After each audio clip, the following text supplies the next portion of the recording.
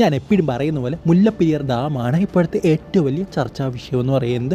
എന്തായാലും Mullaperiyar dam decommission ചെയ്ത് പുതിയൊരു ഡാം പണിയണമെങ്കിൽ എത്ര വർഷം എടുക്കുമെന്ന് നിങ്ങൾക്ക് ആർക്കെങ്കിലും അറിയാമോ?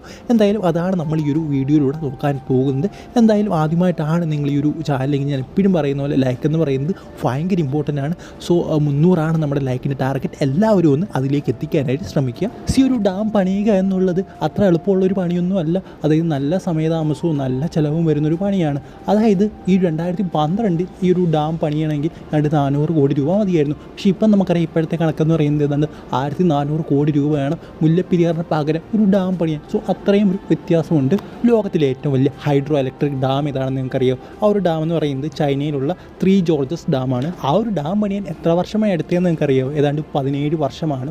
സോ അത്രയൊന്നും എടുക്കില്ല മുല്ലപ്പെരിയാറിന് പകരം പുതിയൊരു ഡാം പണിയാൻ. നമുക്കറിയാൻ സാധിക്കുന്ന ഒരു കാര്യം എന്ന് പറയുന്നത് ഒരു നോർമൽ ഡാം അല്ലെങ്കിൽ ഒരു അത്യാവശ്യം ഒരു ആവറേജ് ഡാം പണിയാണെങ്കിൽ ഏതാണ്ട് 5 മുതൽ 10 വർഷം വരെ എടുക്കുമെന്നാണ്. പക്ഷേ മുല്ലപ്പെരിയാറിന് പകരം പുതിയൊരു ഡാം പണിയാൻ ഏതാണ്ട് 5 മുതൽ 8 വർഷം വേണ്ടി വരും. സോ നമുക്ക് ഇത്രയും വർഷം വേണം ഒരു ഡാം പണിയാൻ തന്നെ. സോ ഇപ്പോഴും നമ്മൾ മുല്ലപ്പെരിയാറുമായിട്ട് ബന്ധപ്പെട്ട കാര്യങ്ങൾ ഇങ്ങനെ മന്ദഗതിയിൽ പോയിക്കൊണ്ടിരിക്കുകയാണ്. ഒരു ഡാമിൻ്റെ ആവറേജ് ഐസ് എന്ന് പറയുന്നത് ഏതാണ്ട് 100 50 ഒക്കെ മാത്രമാണ്.